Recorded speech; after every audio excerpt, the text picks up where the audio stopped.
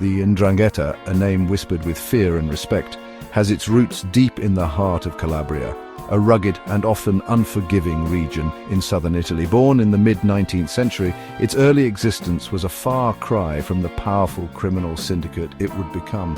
Its origins were humble, almost mundane, emerging from the rural communities scattered across the Calabrian landscape.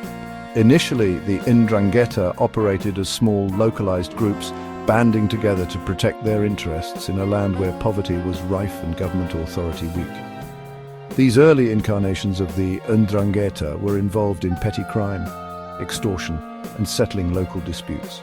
Their activities were often intertwined with the region's social fabric, operating within a code of silence and loyalty that ensured their survival. The rugged terrain of Calabria, with its dense forests and isolated mountain villages, provided the perfect breeding ground for a clandestine organization. Hidden from the prying eyes of the law, the Ndrangheta slowly but surely tightened its grip on the region. Despite its humble beginnings, the seeds of ambition had been sown. The Ndrangheta's early experiences in exploiting the weaknesses of the state, coupled with its strict code of conduct, would serve as the foundation for its future expansion and ruthlessness.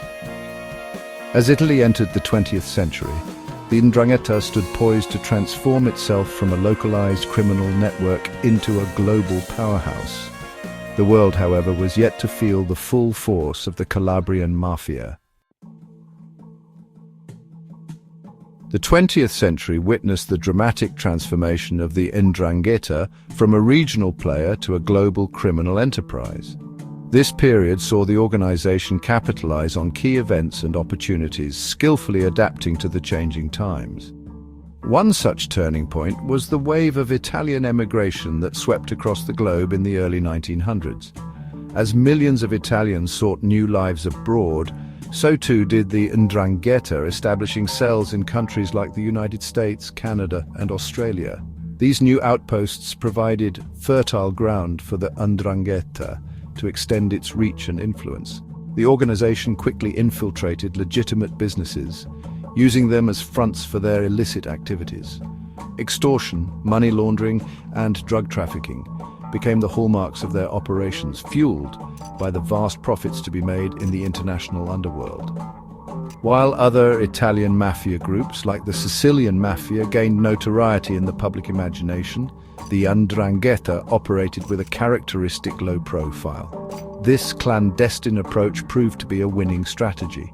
While law enforcement agencies focused their efforts on their more flamboyant counterparts, the Ndrangheta was quietly building its empire. By the late 20th century, the organization had established a firm foothold in key strategic locations around the world. They had become masters of logistics, exploiting their global network to traffic narcotics from South America to Europe and beyond. The Ndrangheta's rise to prominence was a testament to its ruthless efficiency and its ability to operate under the radar.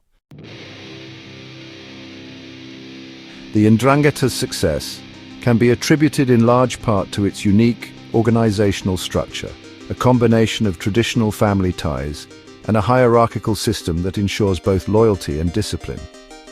At the heart of this structure is the Ndrina, the basic unit of the organization, usually composed of blood relatives. Each Ndrina operates within a specific territory, fiercely guarding its domain and interests. Above the Ndrine sits a complex hierarchy with ranks and titles that reflect the organization's Calabrian origins. Leadership is often hereditary, passed down through generations, fostering a deep sense of belonging and loyalty. This structure has proven remarkably resilient, allowing the Ndrangheta to weather internal disputes and law enforcement crackdowns. While the Ndrangheta is involved in a wide range of criminal activities, its primary source of income is drug trafficking. The organization has become a dominant player in the global cocaine trade, forging alliances with South American cartels to control the flow of narcotics into Europe. Beyond drug trafficking, the Ndrangheta is heavily involved in money laundering, using its vast financial resources to invest in legitimate businesses and real estate.